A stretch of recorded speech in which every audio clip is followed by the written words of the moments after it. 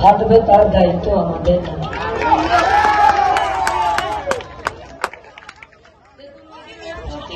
এমন ধারবারে বাঘের বাচ্চার মতো লড়ে যাচ্ছে।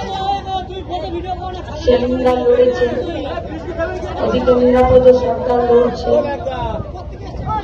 আপনাদের এই মথুরাপুরে ওই দিকটাতে ডাক্তারবাবু লড়ছেন, দীপশিতা লড়েছে।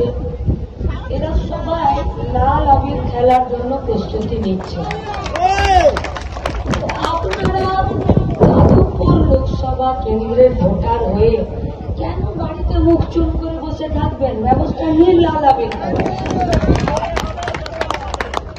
আর ভোট কি করে করতে হয় আর নতুন করে শিখতে হবে? দরকার নেই তো।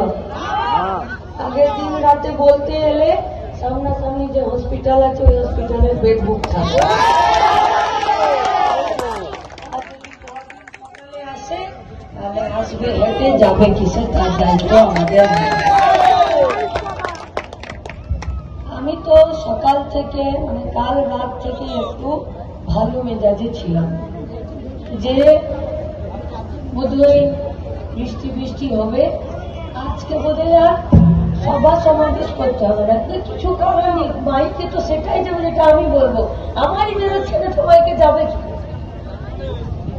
তো তারপরে কমরেড রাহুল দা আর সৃজন আমাকে বলছে, আর এই লাইভ দুপুর বেলাতেই ফোন করে বলছে যে দিদি সভা কিন্তু হবে, কিচ্ছু করার নেই, তোমাকে আসতেই হবে। তো মনটা একটু খারাপ হলো। দিয়ে তারপর ভাবছি যে তাহলে আমার মতন আর কার কার মন খারাপ? এটা এত বৃষ্টি এত ঝড়, মন কার কার খারাপ?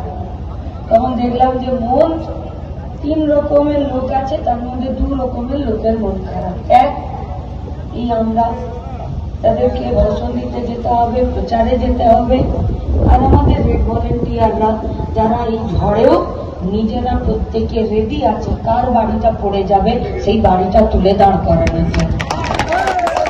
আরেকজনের লোক খারাপ তারা হচ্ছেন এই গোটা উপকূলবর্তী এলাকার সাধারণ মানুষ, যারা প্রতিটা সেকেন্ড গুনছে এই বুঝি ঝড় এলো আর আমার ঘরটা আবার তুলে নিয়ে চলে গেল। কিন্তু আরেক প্রজাতির লোক আছে যারা খুব খুশি, মন খারাপ নয়। তারা হলো সব তৃণমূলের নেতা। বলছে এত দেরি কেন করছিস, ঝড় তাড়াতাড়ি আয়, এলোমেলো করে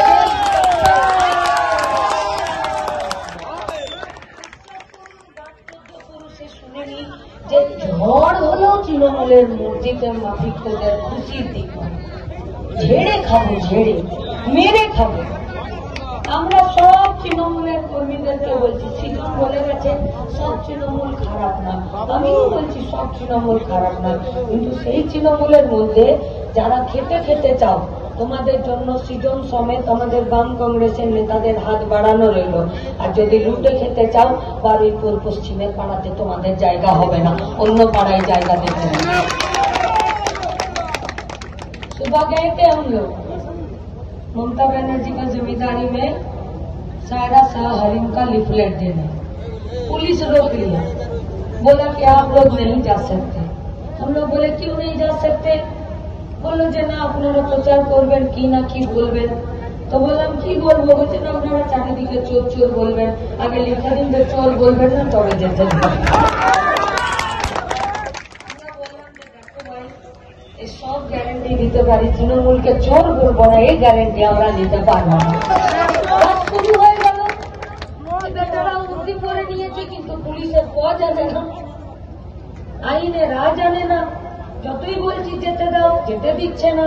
लेकिन भारत का संविधान है, जो संविधान हम लोगों को ये 2 तरह का अधिकार और कर्तव्य निभाने का बात करता है। एक, আমার ভোট দেবার অধিকার আছে, আমার খাবার অধিকার আছে, নইলে কালকে মুশকিল হয়ে যাচ্ছে।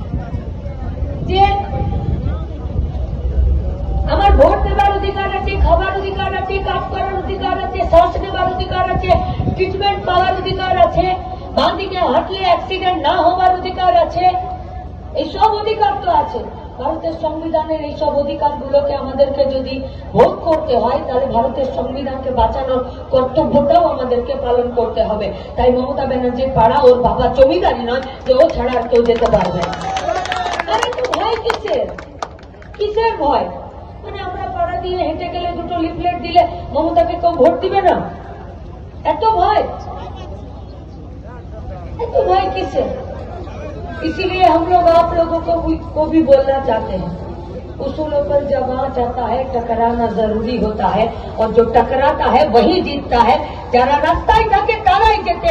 আর সেই জেতার জন্যই আমরা বলছি 1 তারিখ রাস্তায় থাকেন। 1 তারিখ যদি আপনি রাস্তায় থাকেন।